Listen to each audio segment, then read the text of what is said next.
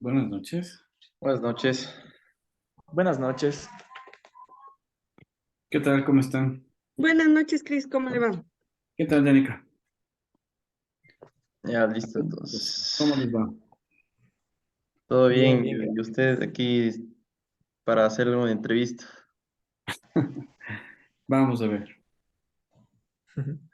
Bueno, nosotros estamos en la clase de contabilidad ahorita para ingeniería industrial y como proyecto final necesitábamos hacer una entrevista a personas que ya tengan experiencia en la parte de contabilidad en alguna empresa o- y poder comparar su experiencia con la materia que hemos recibido en clase. Entonces preparamos una entrevista cortita para que nos puedan responder unas preguntas. Y Perfecto. bueno, Eh, si quieren, podemos comenzar de una vez y podrían responder primero una persona y después la otra para la misma pregunta. Entonces, así vamos avanzando con la misma pregunta y van respondiendo los dos. ¿Ya? De acuerdo, gracias. Listo. Entonces, comencemos. La primera pregunta es cuál es su nombre y a qué se dedica. A ver, ¿quiere empezar usted? Necesita las damas primero, dicen. ¿Cómo les va? Verán, mi nombre es Janet Madera, soy ingeniera en contabilidad y auditoría. En este momento me encuentro eh, ejecutando mi profesión como contadora en diferentes empresas que prestan diferentes servicios, como es la de comisionista en venta de vehículos, también en una petrolera. También empresas que prestan servicios de auditoría financiera y prestan servicios de outsourcing contable a otras empresas. Eso sería. Listo, Bueno, muchas gracias. le faltó porque tiene más currículum. Pero bueno, a ver. Yo soy Cristian Núñez. eh, Soy ingeniero en contabilidad y auditoría. Tengo una maestría en administración de empresas, una maestría en negocios internacionales. Tengo un diplomado en marketing, un diplomado en normas internacionales de información financiera y bueno, actualmente tengo una firma de consultoría, una firma de auditoría y una firma de consultoría en negocios internacionales. Las tres empresas las manejo directamente, soy la cabeza. En una de ellas me apoya Janet. Eh, en las otras tenemos equipos diferentes y principalmente en lo que ustedes están buscando, nuestro servicio es un poquito integral. Sí, generalmente recibimos clientes del exterior que quieren establecerse en el Ecuador. Entonces, les prestamos primero el servicio legal de constitución de la compañía. Luego les brindamos el servicio contable, el servicio de nómina, ¿sí? Un acompañamiento administrativo y en algunos casos somos los representantes legales también, ¿sí? Entonces, este servicio es muy interesante ya que permite el desarrollo del área contable en diferentes industrias, ¿sí? Puede ser unas comercializadoras, otras pueden ser productoras, otras pueden ser simplemente importadores, exportadores, eh, y cada una, claro, tiene su tratamiento específico, ¿sí? Eh, conocemos de varios sectores desde el punto de vista contable o desde el punto de vista de auditoría, ¿sí? Y aquí yo creo que cabe la primera diferenciación entre, entre lo que es contabilidad y lo que es auditoría, ¿sí? La contabilidad se encarga del registro de las operaciones de la empresa y la auditoría verifica, valida el ordenamiento sobre el registro de esas operaciones, ¿sí? El cumplimiento normativo, tanto de normas internacionales financieras como de normas tributarias, laborales, etcétera, que le dan el entorno general de funcionamiento de una empresa. Sí, eso. Bueno, muchas gracias. Queríamos saber también ahora que si nos podían hablar sobre los métodos de costeo que ustedes utilizan actualmente, como que cuál es con el que mejor se manejan y por qué este lo ven mejor para su ámbito empresarial. Yaneca. Bueno, el tema de costos es bien amplio, bien amplio. En diferentes clientes que yo manejo, el tema de los costos, nosotros lo manejamos haciendo un presupuesto y después hacemos comparaciones para ver lo que se presupuesta y lo que se ejecuta. Y de ahí vamos determinando el costo real para este servicio que nosotros prestamos y de ahí determinamos el tema de una utilidad. En cuanto al manejo de inventarios, ¿no? Utilizamos el costo que es costo promedio de inventarios, tanto el primer producto que ingresa con el segundo hacemos un promedio y de ahí costeamos el producto. Y entonces nosotros nos manejamos más el tema del costo promedio en diferentes clientes. Así ¿Crees es. que algo que pueda ampliar a mi respuesta? Muchas gracias. Sí, sí, justamente. eh, a ver, hay que comprender que no es lo mismo una empresa productora que una empresa comercializadora. Sí, la empresa comercializadora va a tener un método de costeo relacionado con el manejo del inventario, ¿ya? Y ahí tenemos los famosos FIFO, LIFO, webs, etcétera, que me imagino ustedes ya conocen también. Y en ese grupo está el promedio ponderado, ¿sí? Que termina siendo en muchos casos el más adecuado porque justamente, como su nombre lo indica, hace un promedio entre el producto que nosotros tenemos, las nuevas compras, y eso es la base para determinar el precio de venta, ¿ya? En cambio, cuando hablamos de producción, existen muchos métodos, ¿ya? Y de hecho, yo creo que inclusive, más allá de los métodos, está un tema de estrategia y de interés de los dueños de las compañías. Porque, por ejemplo, si entramos en un costeo ABC, ¿ya? Puede ser que el costeo ABC sea adecuado eh, para producir un vehículo, ¿ya? Pero si estamos hablando de una productora agrícola, es completamente diferente. Sí, existen muchos factores que determinan el método de costeo. Por eso es que no podemos hablar de un método de costeo estándar, a pesar de que sí existe esa base, ¿ya? Pero cada empresa lo va adecuando a su necesidad. Básicamente, manejar costos es saber sumar y restar, ¿sí? Pero bien, con un objetivo, con una idea, es muy básico. Lo que yo aprendí en una experiencia, les puedo comentar, y que me sirvió bastante, fue saber leer, ¿sí? Leer con atención.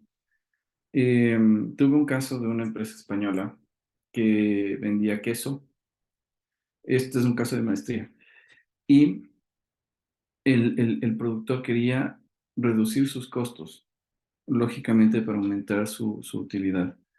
Entonces empezamos a valorar cuántas horas de la máquina, cuántas horas de la materia prima, cuántas horas de las personas, y para cada producto existe una receta, ¿no es cierto? Entonces, al hacer la mezcla de las recetas, tenías que encontrar la fórmula adecuada para bajar el costo, ¿ya? Yo recuerdo que me tomó más de 4 horas rendir ese examen y no le pegué. Y no le pegué solamente porque no leí bien, no interpreté bien una frase. El párrafo era de este porte, 20, 30 líneas, pero en uno de los puntos o de las comas no interpreté bien y me terminó afectando y no le pegué al número. Llegaba bastante bien, pero no le pegué al número. Sin embargo, esa experiencia me ayudó muchísimo porque al poco tiempo pude rendir una prueba para ser auditor interno de una de las empresas, del top 10 de empresas del Ecuador. Entonces me pusieron un caso similar, donde manejaban 6 tipos de costos dependiendo del tipo de cliente, del tipo de venta, y, y claro, ya lo pude resolver y en menos tiempo. Así es que, en principio, yo les diría, el tema de costos es simplemente poner atención, ¿sí? Y los métodos, eh, existen varios métodos, existe gente que se especializa en eso, existen contadores específicamente de costos, y de hecho, la contabilidad, eh, por decirlo así, estratégica, parte de la contabilidad de costos.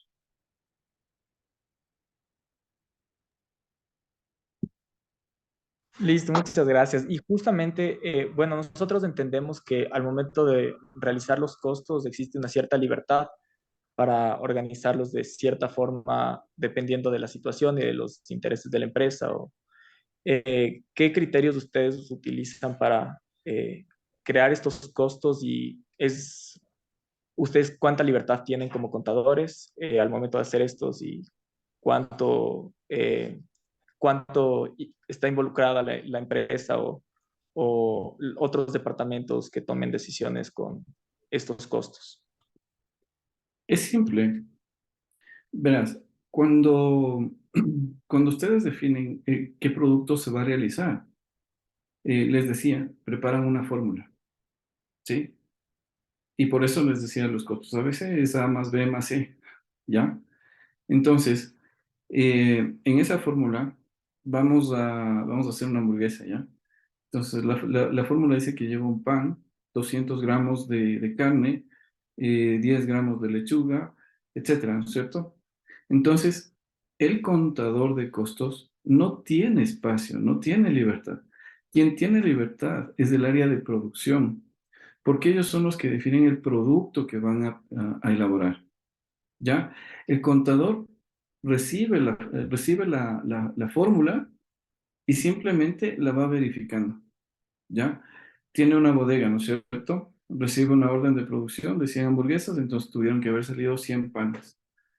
Esa es la parte del contador. Ya en sí, que la hamburguesa salga como corresponde, es producción. Entonces, no hay libertades en la parte financiera. Es en la parte de producción donde se puede modificar, se puede hacer varias fórmulas. Nosotros tenemos un cliente súper interesante de eso, ¿ya? Janeca Bunker. Bunker es una fábrica de bloques para construir casas. Pero estos bloques son especiales, son prensados de 80 toneladas de presión. Es decir, en ese bloque no entra ni un clavo. Hay que perforar para poder colgar algo en esas casas. Entonces, esa fórmula pasó por 15 pruebas diferentes para llegar a tener una fórmula ya estándar del producto inicial. Y eso significa tiempo y dinero. Sí. Entonces, generalmente, y eso también es importante, generalmente las empresas que producen requieren mayor inversión que las que comercializan, ¿ya? Justamente hay maquinaria, hay materia prima, hay mano de obra quizás especializada, ¿sí? Ahora tenemos una fábrica de chifles, ¿ya? Que uno dice, bueno, chifles, son chifles, o sea, es sencillo.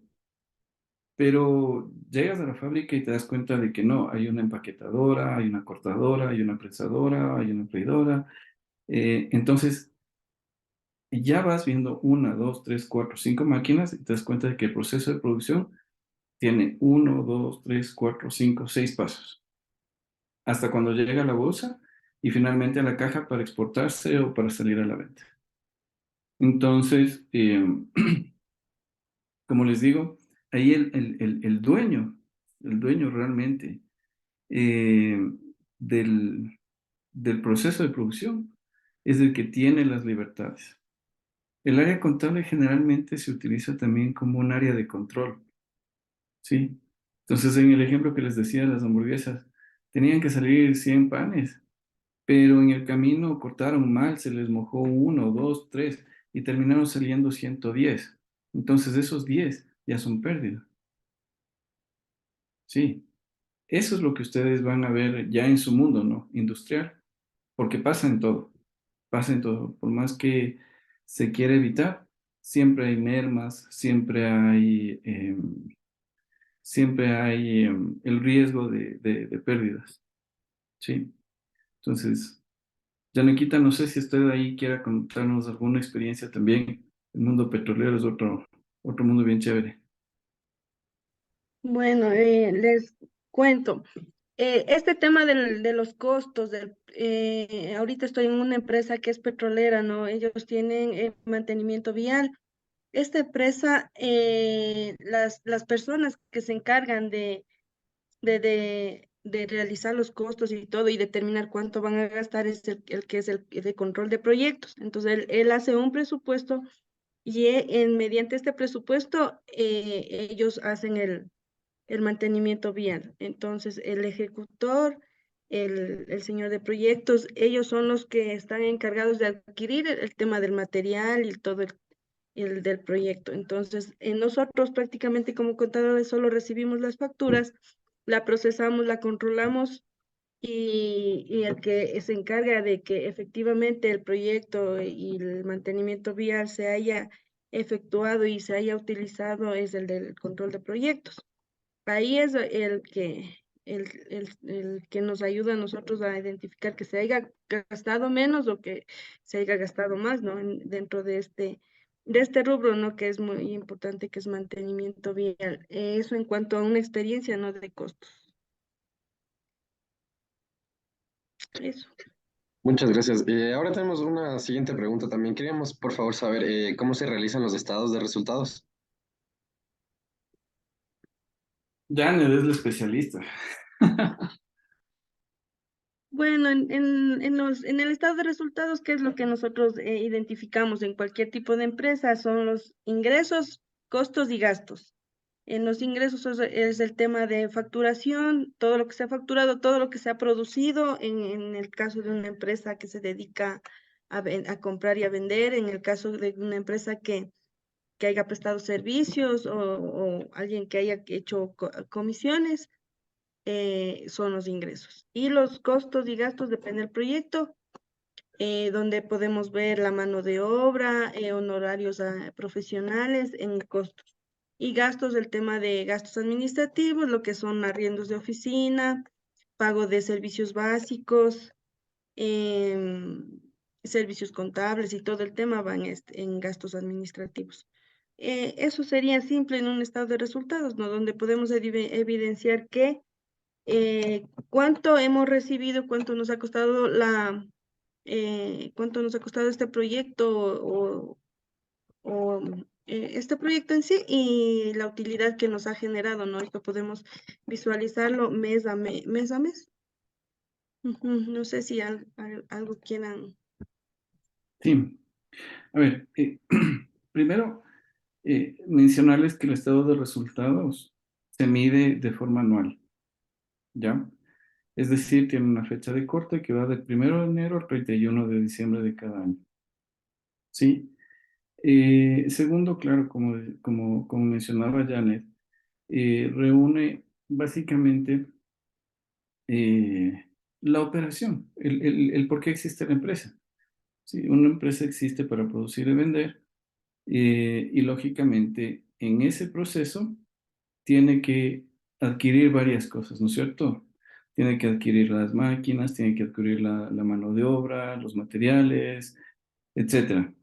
Entonces, poco a poco, esas compras y esas ventas son las que van generando el resultado de la compañía. Entonces, cuando nosotros hablamos de ingresos es netamente ventas.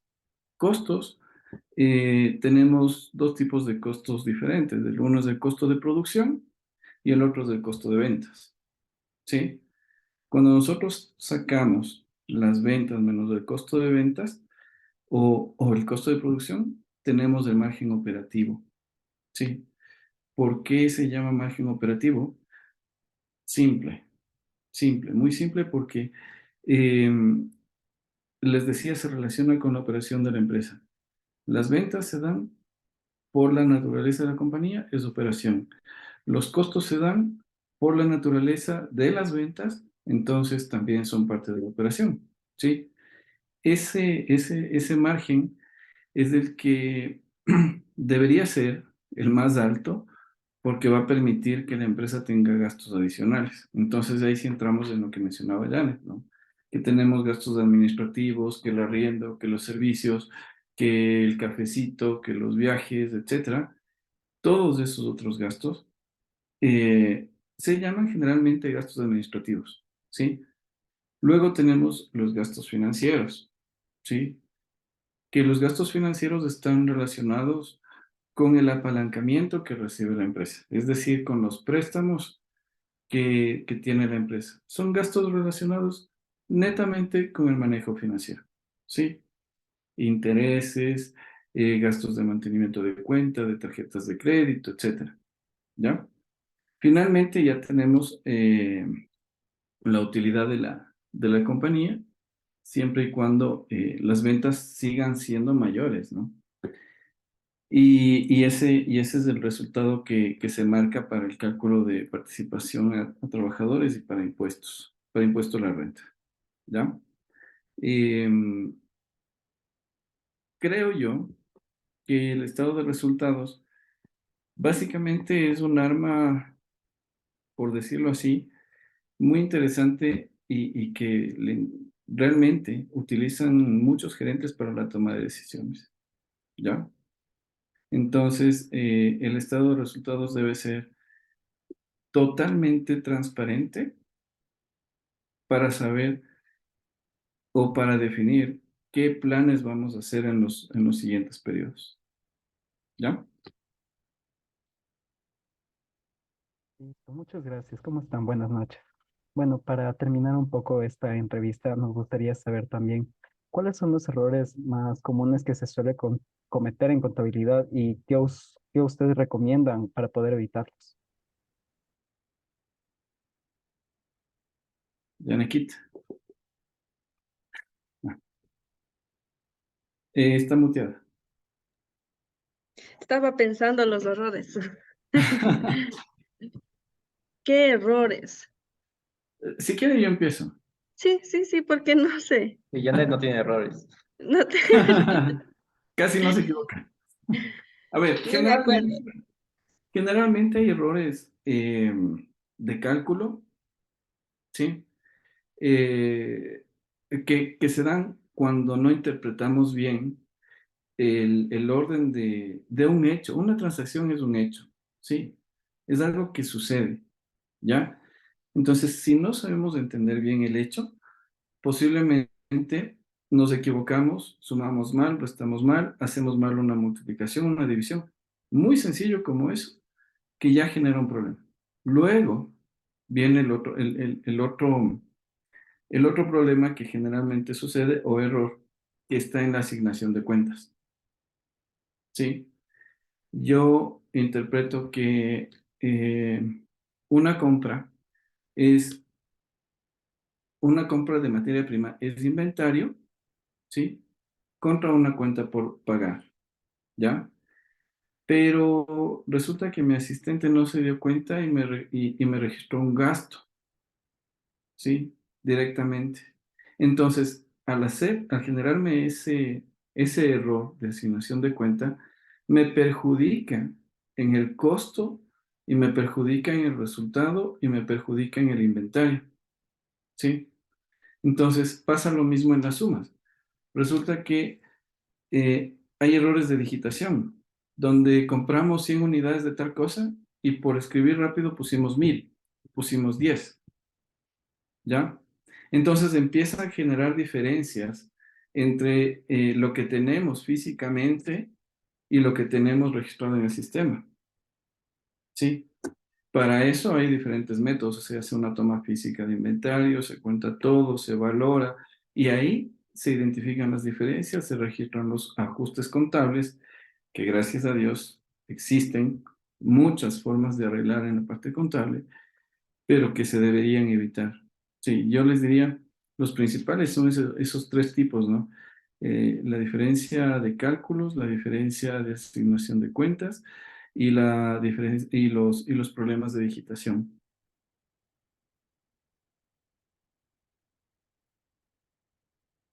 Janek.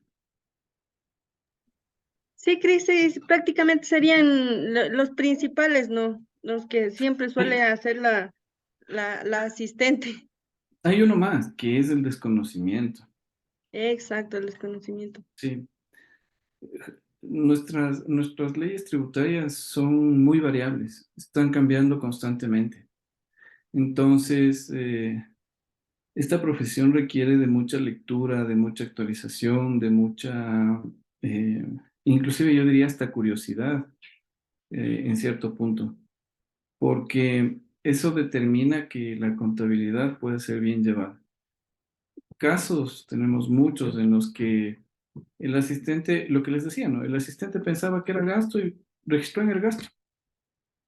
Y nosotros estamos vendiendo un producto, por decirles, que tenemos que vender a $1, lo estamos vendiendo a 90 centavos porque el costo nos da. ¿Sí? O lo estamos vendiendo a $1.20 y nos estamos yendo en contra del mercado. Y lógicamente vamos a perder ventas. ¿Sí? Entonces, sucede mucho eso cuando los contables somos nuevos, porque también nos hemos equivocado nosotros en algún momento, ¿ya? Pero a medida que va pasando el tiempo, pues se va corrigiendo, se va comprendiendo. Y también hay otro pecado, yo no diría error, el pecado de la confianza. Cuando ya somos experimentados, dices, no, esto es fácil.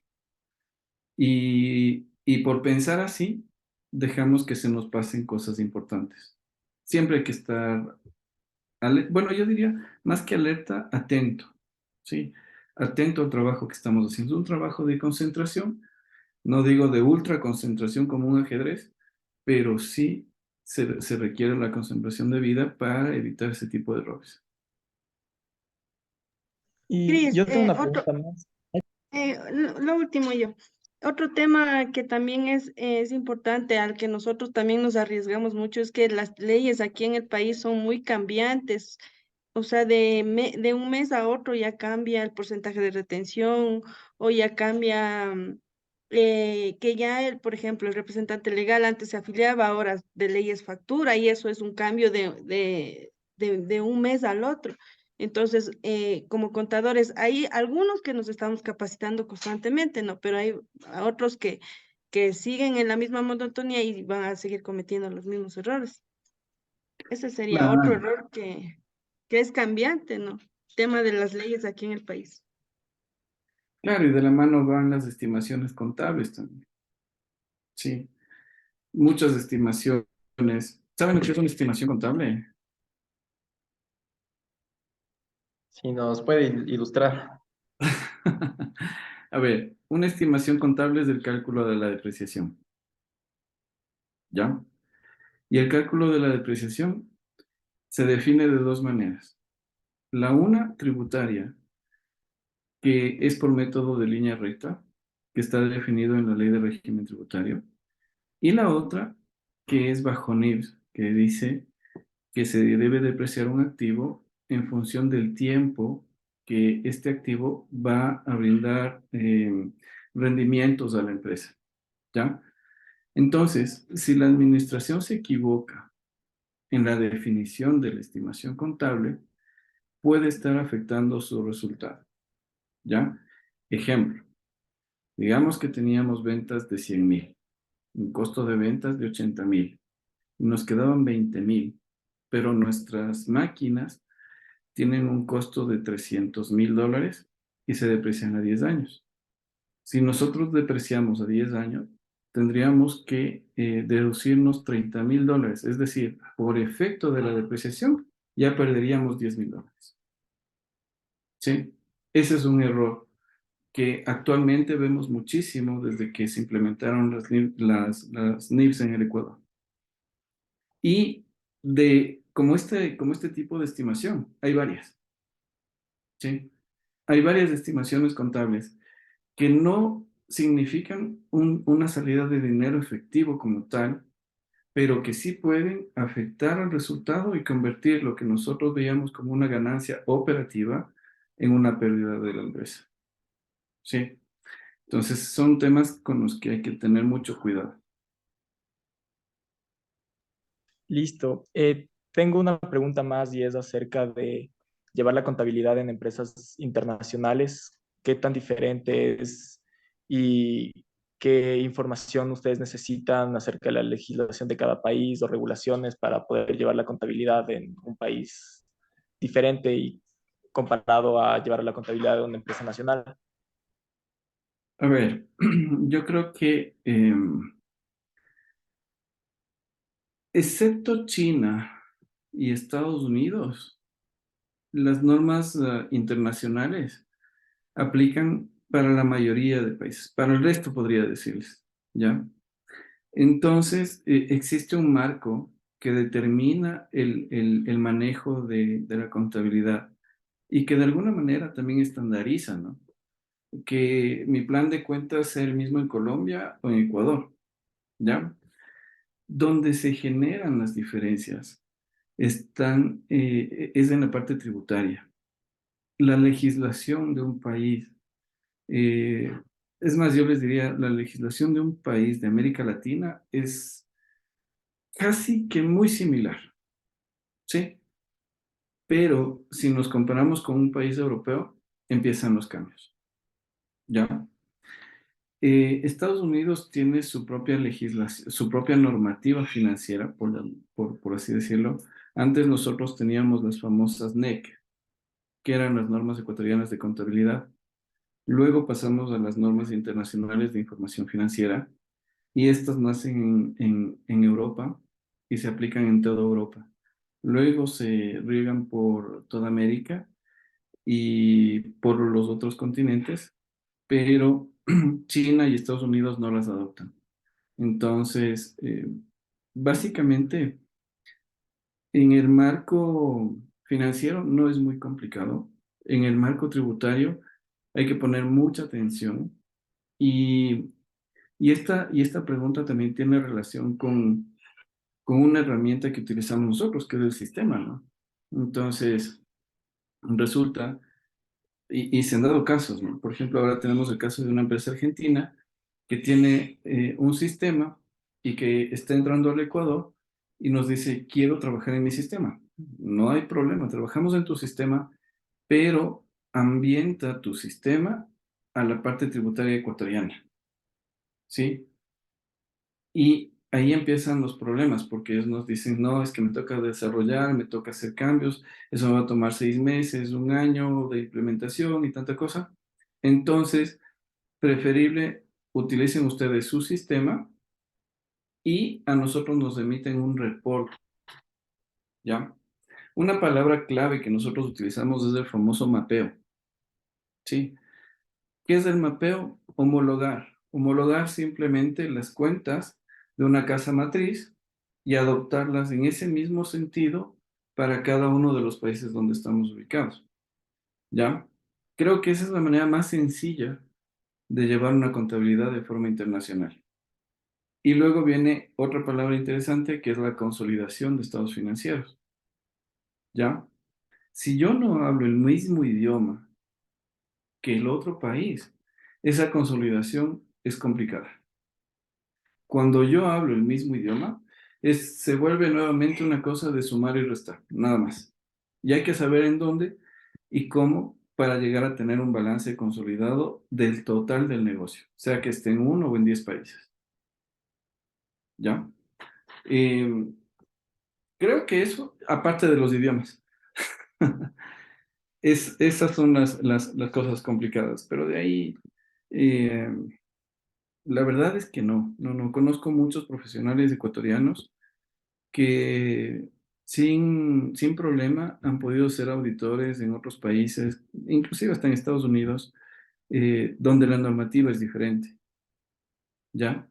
Porque existe un principio. La contabilidad se basa en principios y esos principios sí son universales, ¿sí? Eso es, chicos. No sé, Yaneca, si ahí quiere aportar algo.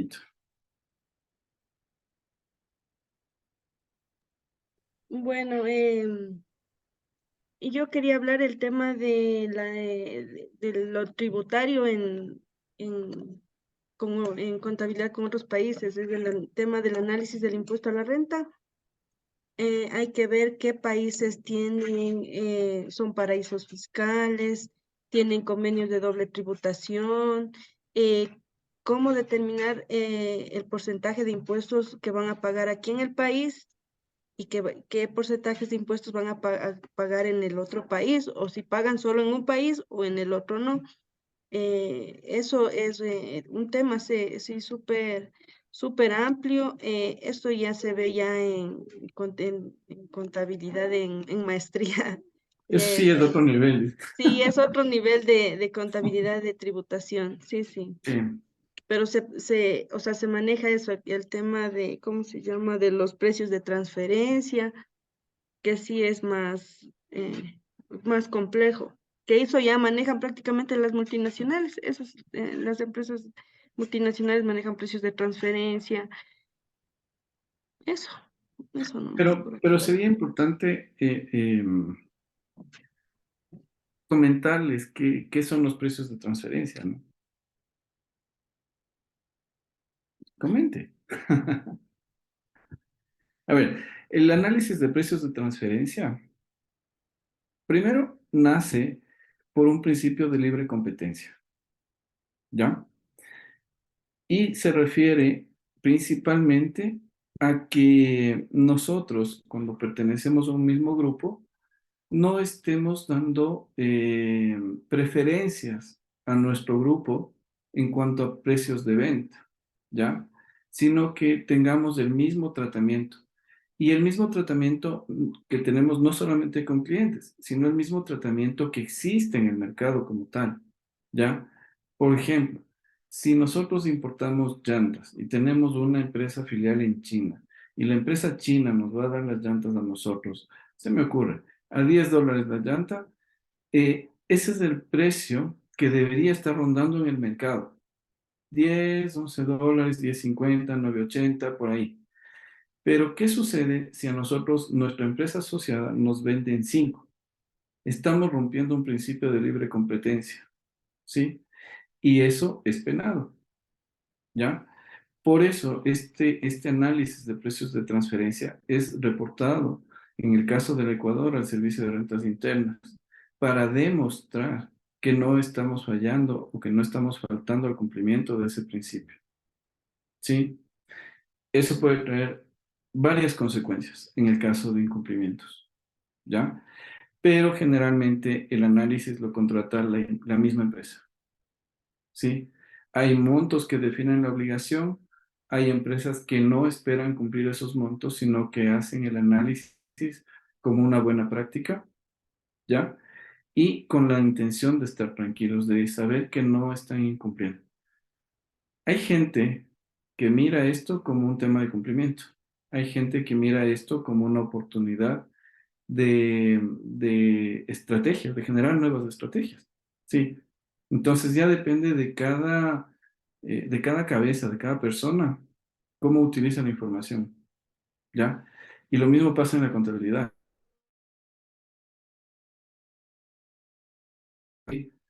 Y hay gente que sabe leer, que sabe interpretar y que sabe utilizar esa información. ¿Ya? Si el estado financiero no se utiliza de una forma adecuada, se pueden estar tomando malas decisiones o se pueden estar definiendo malas estrategias. Y eso significa básicamente el cierre de negocios, que ha pasado mucho acá. Bueno, eso sería todo. Y les agradecemos mucho, Janet, Cristian, por brindarnos el tiempo y por poder responder a nuestras preguntas. Eh, Eso sería todo. Muchas Y gracias. listo, chicos, muchas gracias. De verdad es chévere poderles apoyar y cualquier momento que requieran algo, pues aquí estamos, con mucho gusto para apoyarles en cualquier tema. Sí, de igual manera nos aportó bastante y los dos y pudimos aprender de varios temas diferentes. Listo, suerte en sus estudios. Que tengan una Sí, buena suerte, suerte chicos, y espero que les haya servido un poco de nuestro conocimiento. Una buena noche, Cris. Gracias, Janetcita. Muchas gracias. Igual para Hasta todos. Gracias. Buenas luego. noches. Muchas Gracias. gracias. Gracias, hasta luego.